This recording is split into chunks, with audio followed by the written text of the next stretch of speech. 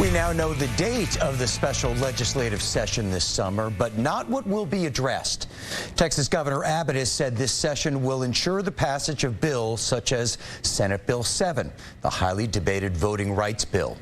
Here to talk about this is Travis County Executive Director, GOP Executive Director Brian Ruddle, and Glenn Smith from Progress, Texas. Glenn, beginning with you, with the governor emphasizing this focus on SB 7 and having the power to set the priorities in the special session, is the passage of this bill inevitable, or is there something that the left can do? Well, I think, it may be inevitable because the Democrats are in the minority in the legislature, but they stopped it once, and you never know what might happen the second time. I know that Abbott, all governors have the power of setting the agenda for special session. That's not particular to Abbott. It's in the Constitution.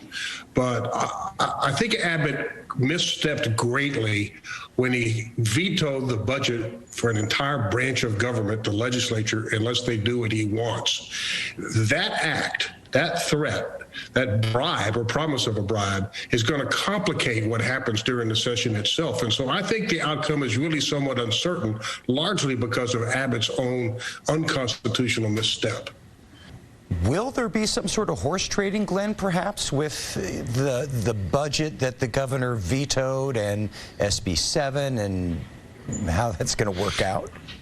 No, Brian's right, and I think Democrats are more than willing to come to the table. They were shut out of the negotiation room last time. It wasn't that they didn't want to negotiate on SB 7. They were thrown out of the meeting. They weren't allowed to.